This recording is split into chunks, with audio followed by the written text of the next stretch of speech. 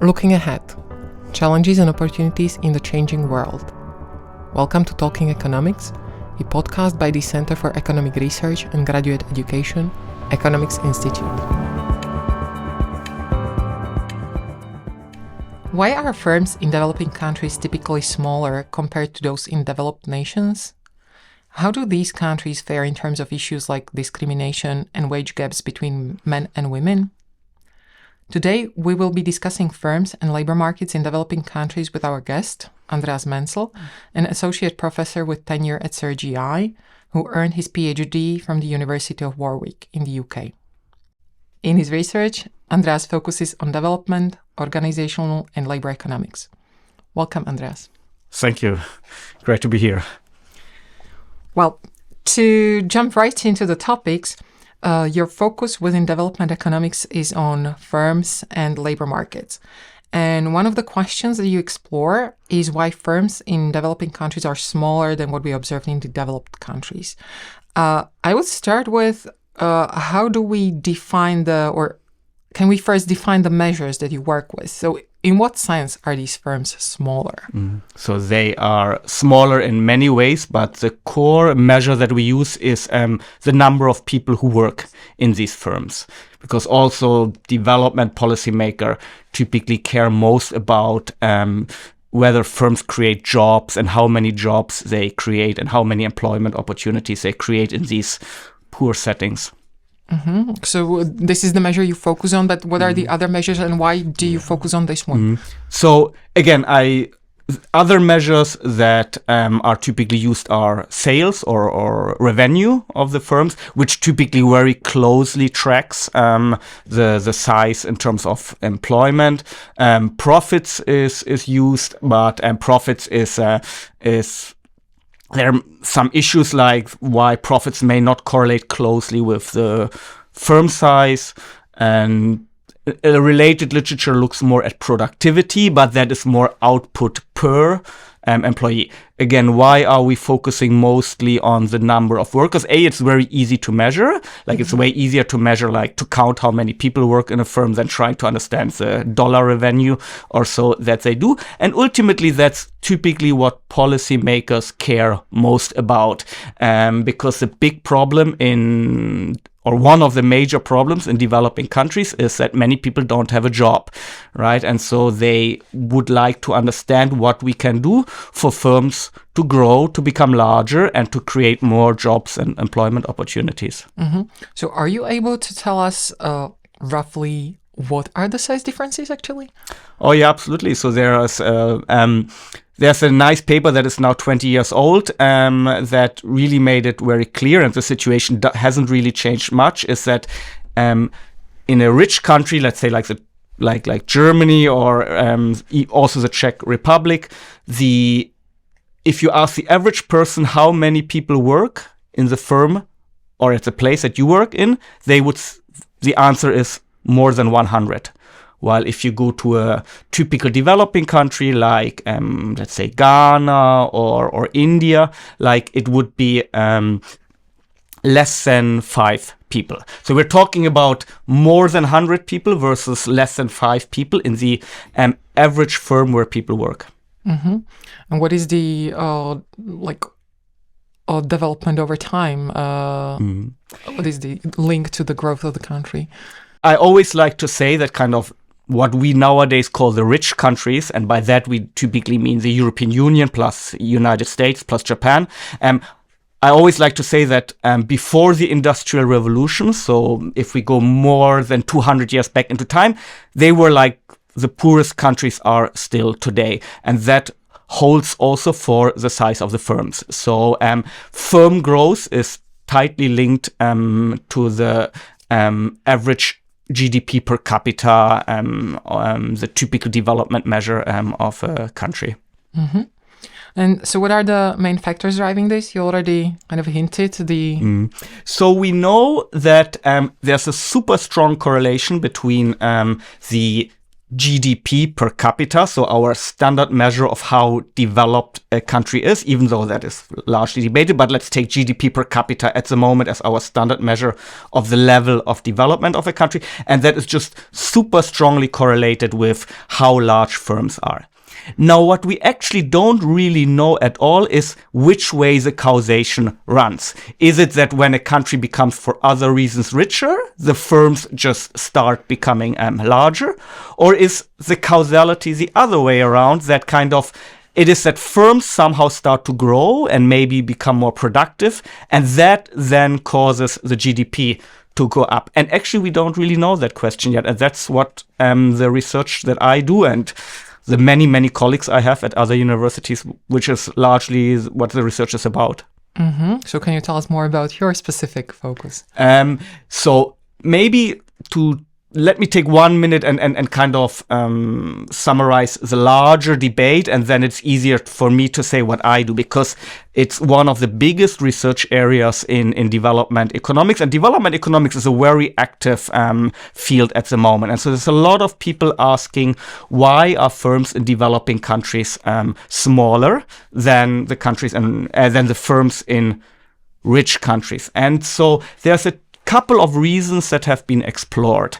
Traditionally, what has been explored is that the credit markets or the financial markets. Because to grow your firm, you need to invest. And typically we think that requires that you take credit or equity, or that you get capital from the capital markets.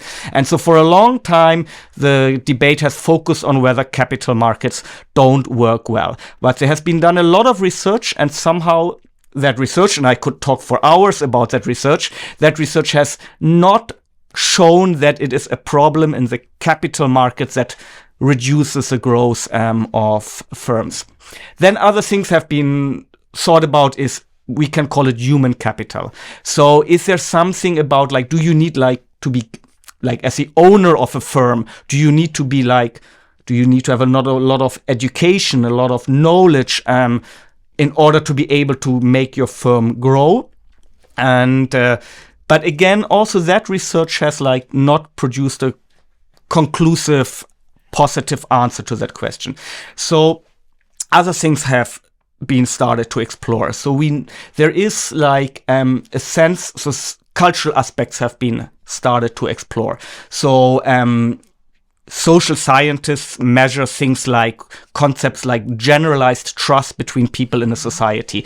So how much do you trust a random person that you meet on the street? And social science has documented systematic differences across countries, how much people would trust strangers, but from their countries, but strangers to them.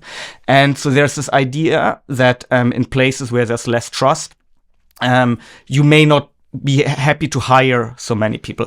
Other things are things like family values, are you how strongly do you feel attached to your family? So these things are newer things that have been explored. Now, what is my research precisely in this area? So I have a project in Ghana on this question, and there we're actually looking at information constraints. And this project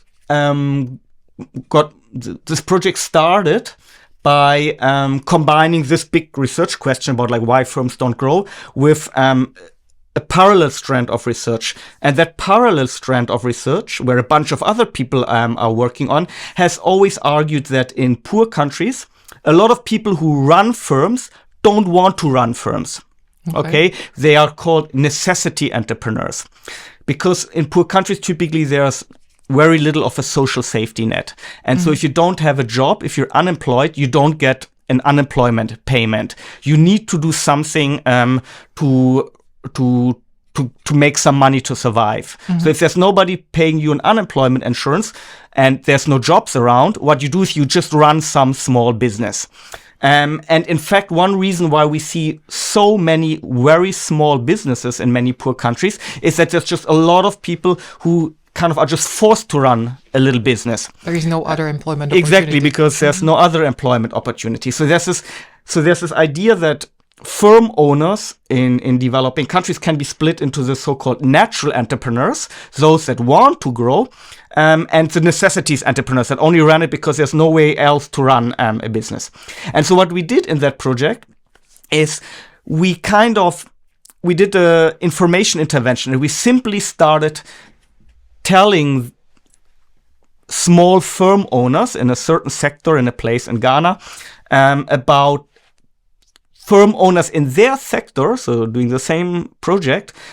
We told them, we gave them information that we were allowed, that we received voluntarily by the firms about which other firm owners may be willing to take a job for another firm owner. So kind of maybe a necessity entrepreneur who kind of doesn't really want to run his own business and is just looking for an opportunity to work for somebody else. Or which other firm owners are more saying like, no, I would like to actually take on other people. I'm happy to be self-employed and to maybe provide work to others. And there is, for various reasons, we may think that this information is not flowing as freely around in a city as or you may just not know this information about many other firm owners in your town or so. And so we provided that information. And we saw that this is like a little bit, that it led to some people starting to work for others. Okay. Unfortunately, that won't happen a couple of months later, is that COVID came along and all the businesses were forced to shut down for like several months. And and then after that, we kind of like had to, so there was like a big interruption to the natural process of firms work.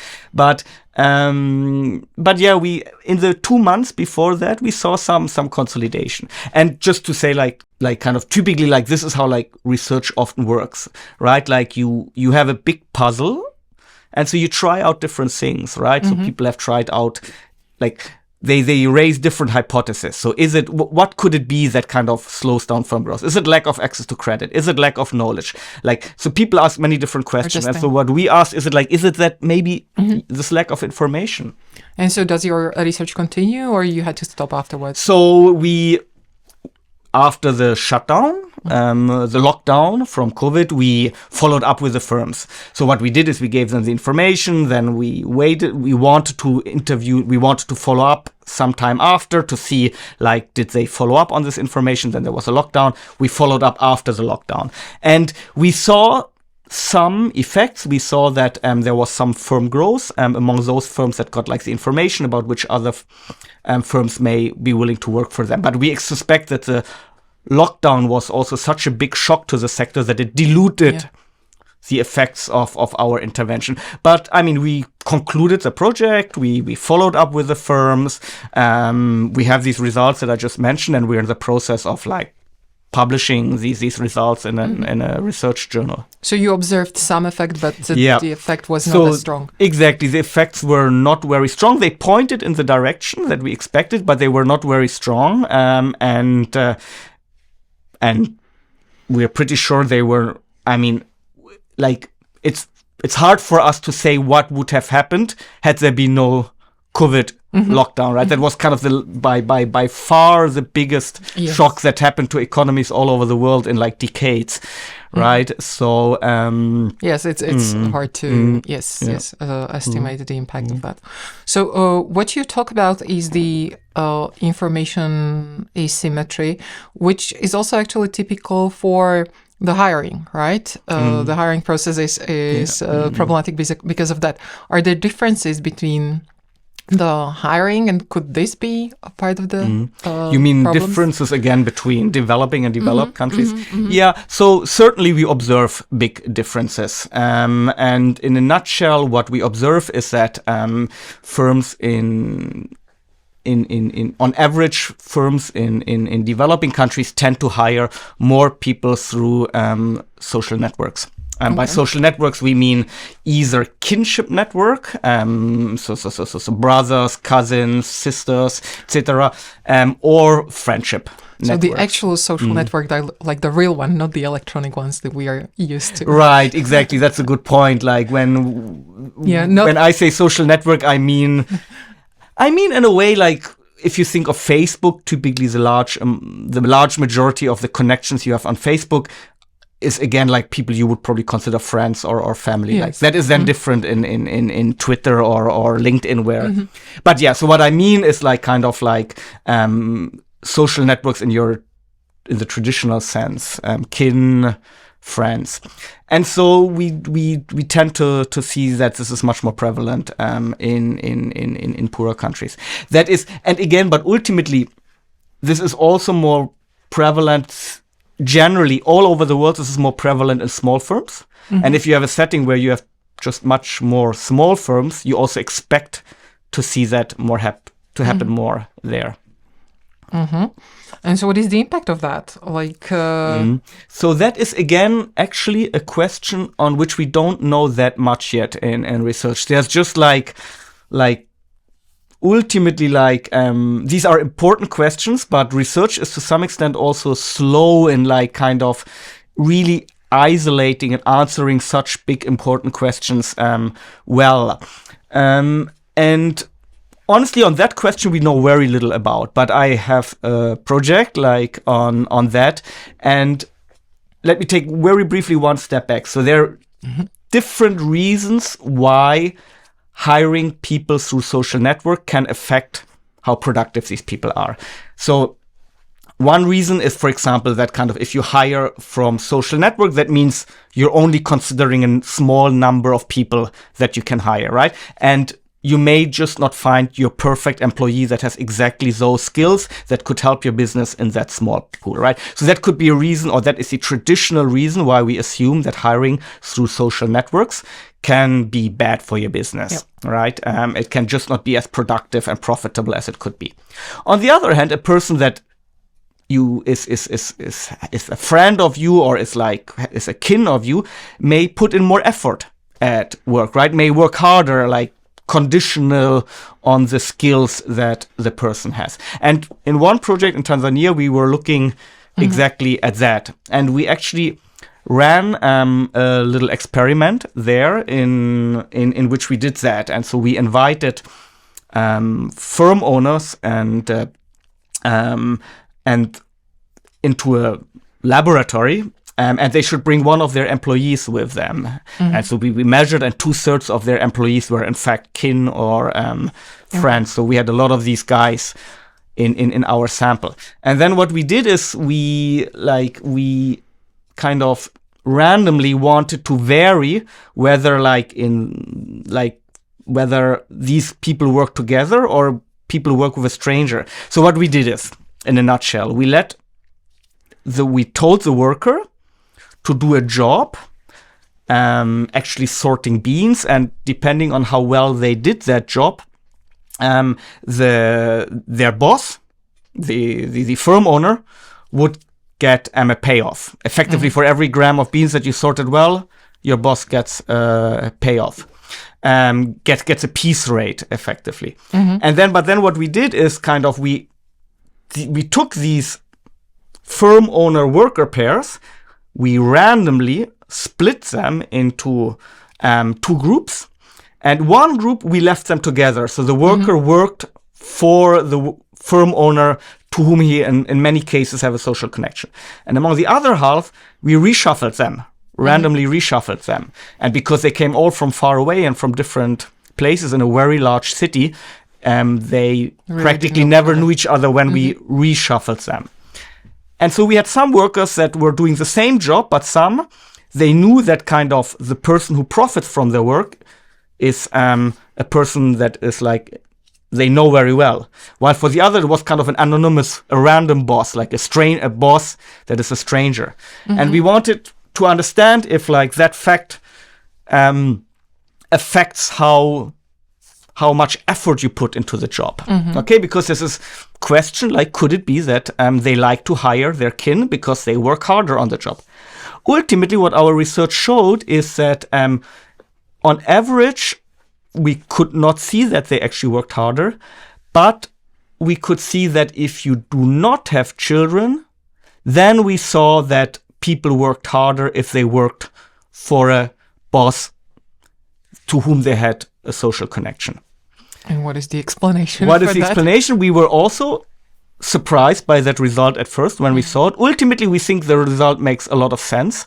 And that is because also, I didn't mention that so far, but also the worker profited from the effort. Okay, like as you would expect at work. So just one more detail. So in our experiment, the worker had to sort these beans, and both for every beans they sorted well, the worker got a payoff and the boss got a payoff. And was it always piece rate? So it was piece rate because it was a kind of a controlled experiment. But what we think happens is that if you have children, you value income. You need more money, like kind of like children just cost. Yeah, it's a strong motivation for you. You tend to work harder anyway because you work harder. The additional money that you yourself get from working harder may have a higher value if you need to buy food for your children, if you need to pay the tuition fee or the school fee, if you need to buy him school books, etc., etc. But if you don't yet have children, like life may be a little bit less stressful for you, like, and you can maybe afford to work a little bit easier, like if you kind of just work for yourself. And then if you see like, oh my God, like I'm working for a boss who is like my uncle or my good friend, you're like, okay, let me work a bit harder. So it makes sense that there could be scope for these people to adjust their effort, while for the others not. There is also a question about like on job, you often get your fixed pay, right? Like you get a salary and then the boss is actually retaining the profits. So the profits of your extra effort are going to the boss. Yes. Whereas you're just getting the fixed. Yeah. So that's a good, true, often, not always. So you're right that kind of so first of all, what you just described is the typical scenario in rich countries, but it's actually less typical the scenario in poorer countries where like being paid piece rate is more common. So in a way, like our setup where the worker also got a piece rate is more representative of the type of work that is being done. But even if you get a fixed salary, like you can think that even in richer countries, or even if you have a fixed salary, you may still profit in some ways from more effort. Like you're more likely to get a promotion, like your boss may be less angry at you and like less shouty at you, and you may value that. And so even if you have nominally a fixed wage, in many other ways there may be benefits for you of working harder, and that is to some extent captured in our experiment by that piece rate. That being said, actually the piece rate in our experiment was quite low, and they actually did also get a fixed component, the workers. I see. So now I think we should move on to another huge topic, which is very extensively studied in the developed countries, which is discrimination of women and gender wage gaps and all these topics. So what is the situation in the developing countries? So in a nutshell is that gender wage gaps at work are typically worse in developing countries. And both in terms of wages, but in fact the situation is also our knowledge base though tends to be worse in developing countries, because we don't tend to have as good data in developing countries as we have in developed countries to clearly measure that. But other type of data that we have is you can measure like attitudes to women in the workplace and the population. There's a famous question that is there's an institute that runs, which is called the World Value Survey, that every couple of years calls up hundreds and thousands of people all over the world, like a representative worldwide sample. And they're asking like questions like kind of, if there's only one person who can get a promotion in a firm, and there's a male and a female candidate, should we prefer to give the promotion to the man? Okay? Or should like the gender not play a role? And the share of people who would say like, we should prefer to give the promotion to the man, is higher in developing countries, typically. So there's obviously variation across developing countries, but in average, you see that share to be higher. And then there are many other indicators of gender discrimination beyond just the labor market, which tend to be worse as well in developing countries. And your specific research is looking at the garment factories in Bangladesh, right? Yeah. First, maybe I would ask about why did you choose the garment industry? So why did we choose the garment industry? I think it's so there is again, I feel I need to take very briefly one step back. And so so there are countries in the world that are the typical developed countries, North America, Europe. Then there are many very poor countries. And then there are some countries that over the last 50 or 60 years managed to move from poor countries to rich countries. Most of these countries tend to be in Asia. So the classical examples are like Korea, Taiwan, Malaysia. So we call them the success stories of development. And they typically, those countries that kind of the last 50 or 60 years moved from developing to developed countries, they typically have one thing in common. And what they had in common is they started exporting. At the beginning, wages were extremely low. And so they supported the growth of export industries. And with exporting goods to richer countries, money started coming in and then they invested it. And so, very typically, these countries went through a ladder of exports, right? And pretty much all of these countries, they start with garment exporting. So if you're a very poor country like Korea in the 50s or 60s, or Bangladesh in the 80s, and you want to look for a product that you can cheaply produce and then export in large amounts to rich countries, for some reasons, the garment sector, so textile sector, so the stuff that you buy at H&M or Zara, seems to be the best product to do that. So all of these countries that were successful in developing typically started by developing a garment export sector. Okay, so the garment sector seems to be hugely important in triggering a growth of sustained growth. And then all of these countries over time, then they started producing electronics, cars, IT, so it kind of went up that ladder. But the garment sector is that first step. It's very labor intense and low capital investments or... Exactly, exactly. It is very labor intense, but seems to also require low human capital. And so in poor countries, in the broader population, there may not be a good schooling system. So it seems to be just something that works well if you're otherwise a very poor country. So that's why you're focusing there? Yeah. So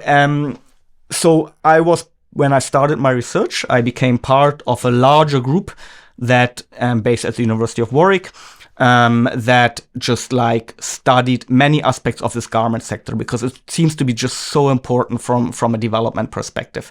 And then within that larger group, I started to specialize into that part of that group that looked at gender aspects in these garment sectors. Because not only is the garment sector hugely important in seemingly being able to kickstart a long-run growth process, but it also employs large numbers of women. So, and so again, if we think about the textile or garment export sector, in the popular imagination, we sometimes see sweatshops. We see we are feeling bad, or it's regarded very negative. There's this idea that kind of people are exploited, that almost as if they don't want to work there, but are forced to work there. And so if you follow kind of the larger media, that is the impression that you get. But among researchers and policymakers, the image of the garment sector tends to be a little bit different because it seems to emerge in countries that are typically otherwise desperately poor. So they're people die of like the disease environment is very bad, like famines may still happen. So people are desperately poor. And then these factories emerge and they don't pay a lot. They pay very little relative to what we would earn in a factory job in rich countries. But even if the pay is little, it is typically very reliable. Yes, because if you're a farmer there or like some self-employed roadside worker, not only do you earn little, but it's also very unpredictable what you earn, right? There may a hurricane may happen and inundate your farm, and like you may lose all your income for a year. While the garment sector may already pay a little bit more, and on top of that, it kind of pays regularly. You get a salary every month. So it seems to be so.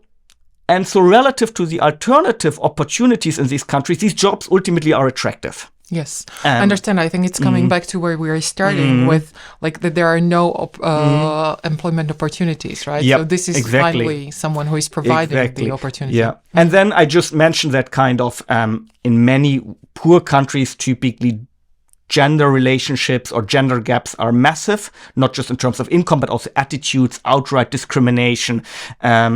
And suddenly this opportunity comes for many women, and I studied the sector mainly in Bangladesh, so let's talk about Bangladesh. And for many women who grow up very poorly in villages, to just have that stable job, okay? And so we know that this helps. Like we think of this as researchers as we have evidence that this improves their life.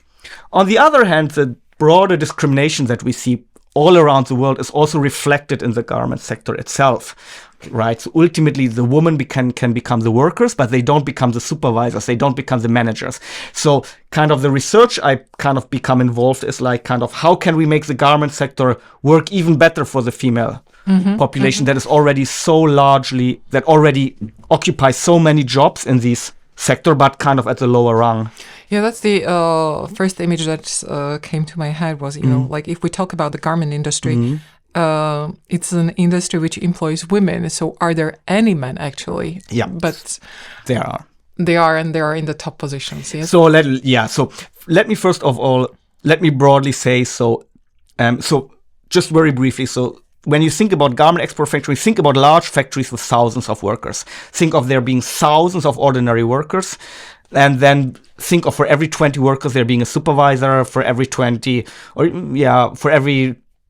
supervisors being a floor manager, and then a manager. And you can think that from the supervisor upwards, they're all men, 95% men. Okay, while on the ordinary workers that only work, that kind of don't supervise anyone, here it tends to be 80% women, 20% men. Okay. Why would you... And how do they get to the managerial positions? Is it promotion or is it hiring from the outside? So it's largely promotions. Okay. The top CEO tends to come from outside, because for a factory of thousands of people, these tend to be university educated managers. But the supervisors, the floor supervisors are promotions. And that's exactly why you have the 20% of men on the lower level, because they largely go there because one day they want to become on. They expect the promotion. They hope for these promotions to these better jobs, yes. And so we have that project that is exactly using this as starting point, like that situation, like kind of the typical worker is a woman, and then you have this minority of workers who are men and who kind of seem to largely take these jobs hoping to become supervisors and higher level managers. And so in that project, in a big project that I was involved since my PhD is like why are factories doing that? Like if there's so many female workers and they need supervisors to supervise these largely female workers, why are they not promoting the women? Like why are they not involving them in the promotions? And so what we did the way we tackled that question is like, okay, so if we want to understand why they don't do it, let's see what happens if they would actually do it. Maybe the factories know something or they suspect something to happen, like that we as researchers maybe don't fully understand yet. Okay, so what we did is with some factories, we ran an experiment again, a field experiment. So like not in a laboratory, but in the factories. We ran and effectively, in a nutshell, factories gave us a couple of teams. So these workers are working in teams of 10 to 20 people, and each team has like a small team of supervisors. And then we randomly split up these teams with which the factories allowed us to work, half-half, 50%, 50% randomly. And those, and one half, we said that kind of, let's give the team a newly promoted woman to join the team as supervisor, while in the other ones, let's give them a newly promoted man as supervisor. So effectively, some teams, kind of business as usual, the new guy that joined the supervisor team was a man, as kind of like in 95% of cases it is. And in the other teams, it was a woman. And so for the vast majority of these teams, they never saw a female supervisor before. Okay. And so then we wanted to understand what happens in these teams, what happens in the teams according to their productivity, but also to the attitudes, towards female supervisors. And we had an agreement with the factories that they should stay 2 months. And on Can I ask, how did you choose the ones to be promoted? Like, did you? So actually, the factories chose these ones to be promoted. You just told them we want you to choose a woman. Exactly, and the idea was, and so we explained the factories what we wanted to do to some extent, and so the factories, and the idea was that the factories know best among their workers who could become a supervisor, and keep in mind that about actually 5 to 10% of supervisors are women. So most factories had every now and then a female supervisor. So it's not completely new to them to think about as women as supervisors. But still, there's this large gap in the sense kind of that 80% of the workers are female and only 5% of the supervisors, right? And so we wanted to understand what's going on here. Okay? And so the factories gave us these people, but we told them, the men, they go on these production teams, the women go here, okay?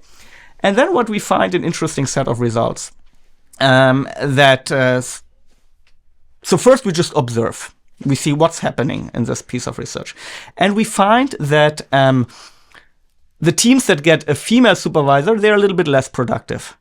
But interestingly, that seems to be the case almost exclusively among those teams where the existing supervisors on these teams, remember these women, they joined a team of 2, 3 pre-existing supervisors, where they did not believe that women could become good supervisors.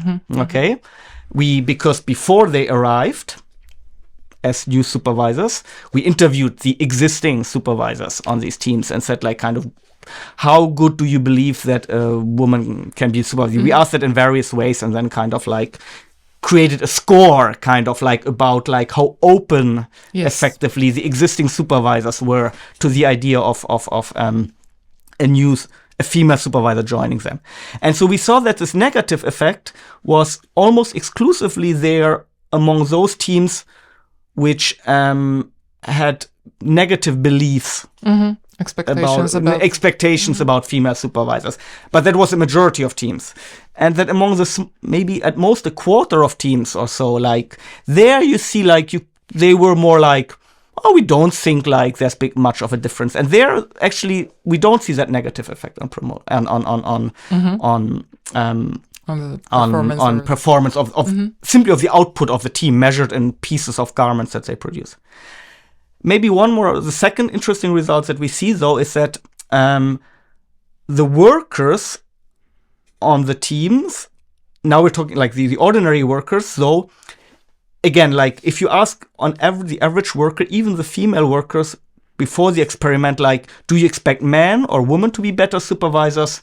Or what kind of supervisor do you prefer? They would actually all say men Interesting. That's kind of even the female workers say that. But those that were exposed to the female supervisors, and even on those teams which had a bit of lower productivity, even though after the 2 months they were more open to the idea. And so, as we say in research, exposure to female supervisor kind of improved their impressions of them. So, and did you continue to observe the results afterwards, or? Yes, we did. So it was a project. So interestingly, so what did we observe? We actually observed that the factories, kept almost all the female supervisors on, because the agreement was for 2 months they should work as supervisors. After that, you're not happy with them, you can replace them. You replace them. Now you may argue, they were they didn't want to demote them anymore. They may have felt bad to demote them, but just kept them on. Status quo, yeah. Actually, what really happened is that about 2/3 of the men that were newly promoted and 2/3 of the women were kept on. 1/3 of both were put back to ordinary workers. So that shows you that kind of no, they were not so worried. If they wanted to they would demote them again, they would do that, right? But the ratio with which they kept these guys on was more or less the same between men and women. So that we found interesting, right? But because before they hardly ever promoted a woman, but when we kind of asked them to experiment a little bit with us, they actually kept them on.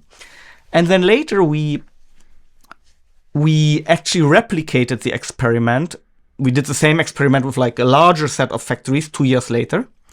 And there we worked together with we collaborated with the International Labour Organization, and they actually for many years kept track of the factories, what they would do in the long run. And we saw in that extension project that they actually continued even 4 or 5 years later. The factories where we did this experiment, they would continue to have a larger share of female supervisors. They would have, even 5 years later, they would have 15% female supervisors, not just 5% as So, yeah. So it's not generating a massive change, but it's generating a gradual shift. Yeah, that's kind of super interesting. For us researchers, we're wow, this is amazing, significant increase, But I can totally see that the public says okay, 5%, so. But we still believe that this was what we learned is that the factories may underestimate ultimately the effectiveness of female supervisors, and if we make them explore promoting more female supervisors, they actually increase the share. No, and then I think it's probably a slow progress, but it's a progress, and it's really, I think this is the problem with discrimination, or the only way you can work with discrimination, that you are providing information and you're slowly changing the beliefs about. Yeah. So because discrimination too often in many cases generates a self-fulfilling prophecy. If you don't believe that somebody is good at something, then you may barely try out this group of people. And you don't, in economics, we say you don't update your beliefs about these people. So it's a self-fulfilling prophecy. And what we did, why did we get these factories to now promote more? Because we collaborated with one of their biggest clients, a big brand, that we convinced a large brand, Western brand, to go to some of the factories that deliver them and say, we would love if you work with these researchers together as part of our corporate social responsibility strategy. And so 20 factories agreed to work with us. Well, that's amazing. We really are running out of time. So I would say thank you, Andreas. This was extremely interesting. Is there something you would like to say for the end? I have one pet message that kind of I like based on my research, and that goes back to what I said, this debate about sweatshops versus opportunity versus not an opportunity, and so there are many people who kind of are strongly opposed against the idea of buying textiles from countries like Bangladesh, India, Vietnam, like because they think it's like based on exploitation, and we're harming the local population by buying from these factories. And obviously the sector is not perfect. Discrimination is happening. Like wages that are being paid are very low. But nevertheless, like if we would boycott these sectors, right? If we would say like kind of no, like we don't buy from there anymore, like, and so if these jobs would get lost, it would be a net negative there. The people would lose these jobs. They would have to go back on their tiny farms or work as rickshaw drivers, like would be exposed to the elements, their income, like, and ultimately, like, from the limited options that they had, they choose that option. So if we take that option away, they would have to go back to an option that they did not like before. So that's why I'm like always would like to promote this idea that kind of these export sectors is a effective first step in a development strategy. Thank you, Andreas, for being with us. You're welcome. Thank you.